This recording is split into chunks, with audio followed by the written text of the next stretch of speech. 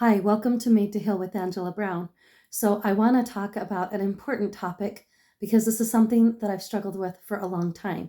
So, I'm going to give you at least three things. Some more might come out in the end, but at least three things to help deal with this problem that is common in most households. And this thing is called perfectionism. So I struggled with perfectionism for so long. Perfectionism is a dysfunction in homes.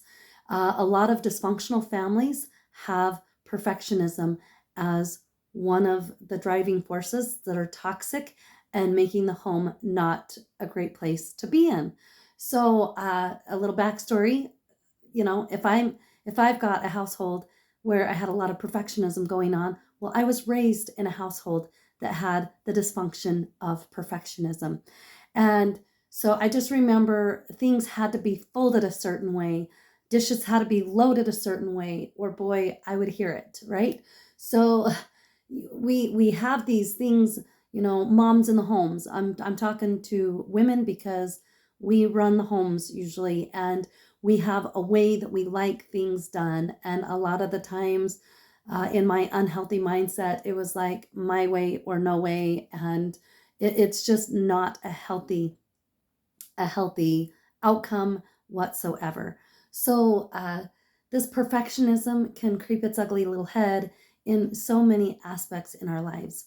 But here's the deal, this is what perfectionism does in households. It sends out a huge message. It sends out a message of you're not good enough. You didn't do it good enough. Um, a lot of times I've had this uh, saying in the back of my mind, in my unhealthy mind frame, like, no one can do it right, so I'll do it myself. No one can do it how I do it, so I'll do it myself. And that's an erroneous way of thinking, because there's more than one way to fold towels. There's more than one way to load a dishwasher. There is more than one way to get from here to here. Wherever it is you're going in life, there is more than one way. And when we have perfectionism going on, that means there's a lot of pride going on, because we're not willing to be open to see other people's point of views. It is so important to be able to let perfectionism go. So, perfectionism is something, like I said, I in my unhealthy mind frame, I held on to quite a bit, and I didn't really understand that the message I was sending out to my family was they're not good enough. And looking back on it, that hurts, right? That hurts that that was a message I was sending my family. And so it's so important that we pay attention to the messages that we're sending our family. Pay attention to perfectionism. This is just my opinion. I'm not grabbing from any statistics, but I think in one form or another, we all suffer from perfectionism. We all have our way of doing things. But the secret is to be open to other people's ideas. So I just remember I did not like being told how to fold towels as a child. I did not like to be told you have to do it this way. And so I just remember as a young mom, I started finding myself, um, as my kids were getting old enough and they wanted to help with laundry, I saw myself teaching them exactly how to do things. And then I came to the conclusion that everybody has their own unique style. Everybody has a way that they like to do things. They might like to do it a certain way because they feel like they're faster at it or whatever. And so I just remember as a mom, I was, years ago, even in my unhealthy mind frame, I was willing to just kind of close my eyes and not so much worry about how it was done. And I just had, I was blessed to learn that I got to be grateful that they were doing it. I got to be grateful that my kids were helping. And so I just, I would have to, like, put on a different set of lenses and going, you know what? The clothes are folded, they're in their drawer, out of sight, out of mind. I wasn't going to let how they did it ruin my day or upset their day. And, just because I had that area down in not being a perfectionist, I had perfectionism going on quite a bit, right? And it was in my unhealthy mindset of thinking, I was running this house and I wanted things done a certain way. And so I think we all can get in that trap of perfectionism mode. And if we remember that the message behind perfectionism, especially, I mean, if you want to have perfectionism about yourself, great. But even then, it's not a great thing to have perfectionism attitude towards yourself, because you're sending yourself a message that you're not good enough. It's never enough. You're never enough. And it's important that we can learn how to shed perfectionism. So I'm going to share a few things that have really helped me with perfectionism. First of all, just having that awareness that it's a problem, that, yes, you've got some toxic things going on in your environment, which you created. We need to be aware that we have that control to change, and we need to be aware that we are part of the problem, especially when it comes to perfectionism. And so when it came to time for me to really recognize that, wow, I have perfectionism going on. I read a book, and I read so many books the last several years, so I can't even remember the book title, the author, because I've read so many books. But I was reading in a book of the dysfunctions in families, whether it be alcohol abuse, drug abuse, verbal abuse, physical abuse. Perfectionism was right in there.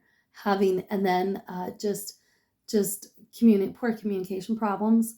So these are part of a dysfunctional family, and perfectionism was one of them. And so if we could drop the perfectionism, have that awareness that, oh, wow, that's what I got going on. And gosh, I do find myself saying, I want it done my way. This is how to do it. And trying to get everybody around you to conform to get it done how you want to get done. That was me. I just remember my kids would do chores, and I was right on top of them after they did it. And I fine tooth combed, look at everything. And if it wasn't the way I had expected and wanted, then it was like, redo it. And I get to a point that it's okay. It's okay to teach your kids to how to do a thorough, good job. But my message I was constantly sending my kids was, it's not good enough. What you're doing is never good enough. And it was damaging. And I didn't realize it at the time, but it just wasn't a healthy aspect in my home. So the number one thing that helped me was to come to this awareness.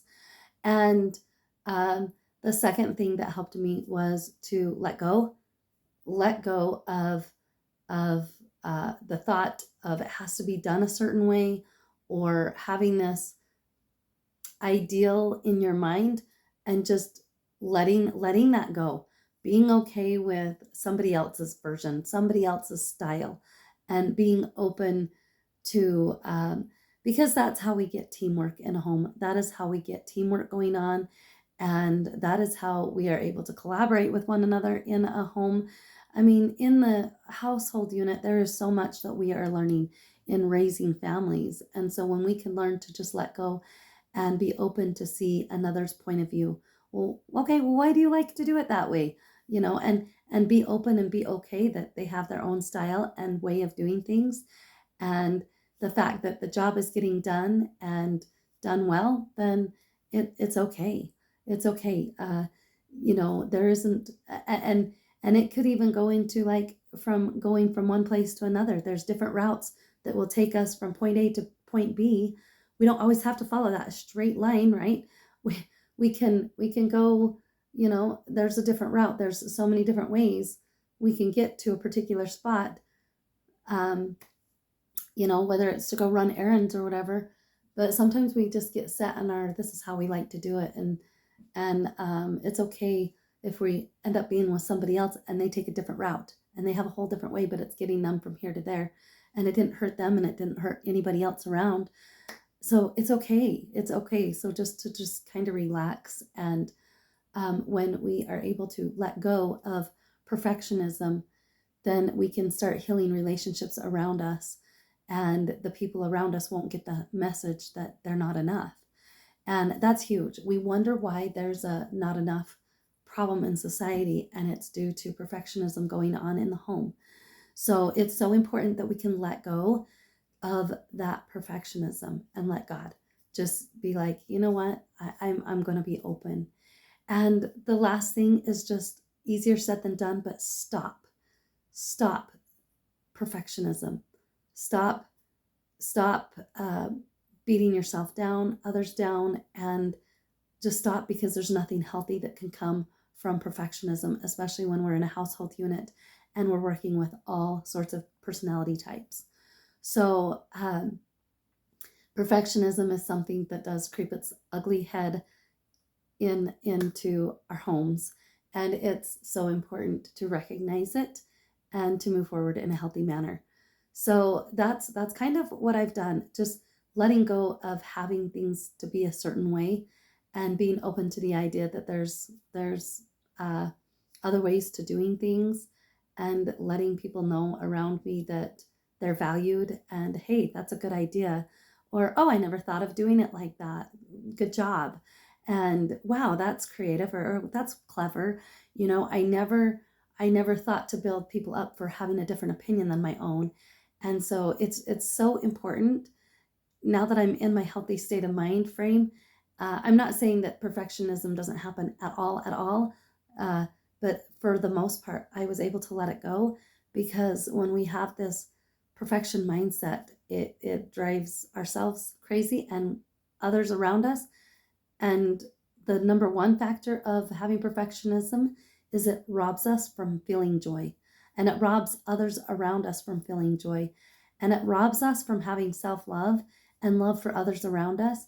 And it really is contradictory to God's greatest commandments. The first two and foremost great commandments that we can do is to love God with all our heart, mind, and strength, and to love others as we love ourselves. And if we are having perfectionism going on with ourselves and others around us, we are not following either of those great laws, those great commandments.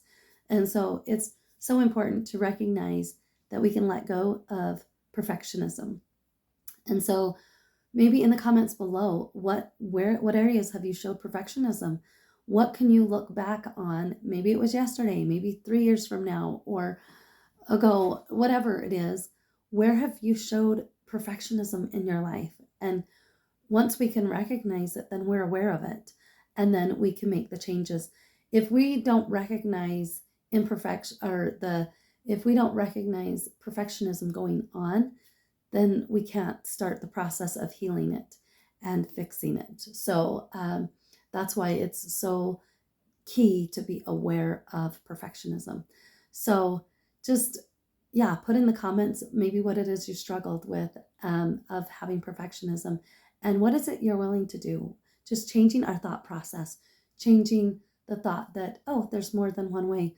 I'm willing to look at others' ideas, their version of doing things, and that's how we learn from each other. I can't tell you how many times I've told my kids, "Oh my gosh, I would have never thought to do it that way. That's such a great way." And gosh, I think I'm going to start doing it your way, because and that's how we learn from each other. But when we have perfectionism going on, that just means we have tunnel vision and we're not willing to look around and be open to other ideas. And that's how we are able to work in units and teams, and whether it's in the workforce or whether it's in your home or whatever. Perfectionism is just a dysfunction that blocks people from growing together and collaborating together in a healthy manner. So anyway, that is my talk on perfectionism and how we can let it go. I can tell you right now, when I was able to let go of hardcore perfectionism and bringing that in, I was able to enjoy life more. It made it so that my kids didn't feel like they were walking on eggshells all the time. They didn't have this feeling of, oh, and again, it's something I have to continually to work on, because that was something that was ingrained in me growing up. And I had to spend my first 20 years of marriage, motherhood, just saying things had to be done a certain way when it wasn't the case. A happy home is a home that's willing to look at other ideas. So uh, just again, you are aware of it and you're willing to let go and let God, and just go ahead and stop with the perfectionism. And I just know when you ask, you will receive. So ask, what areas might I be showing perfectionism towards myself or other people? How can I replace this? And you ask those questions, and God will give you the answer. He helps out every time because He wants us to have more joy. And like I said, having perfectionism robs us of our joy. So go ahead and like and subscribe to my channel. And also in the link, there will be a link for my online 12-week course for Christian women. And it goes into several things, but I do go over perfectionism and how we can overcome it, and just self love tools. So many things that I've learned in the going on 9 years that's been amazing. So that'll be in the links below. God bless. I will talk to you next time. Bye.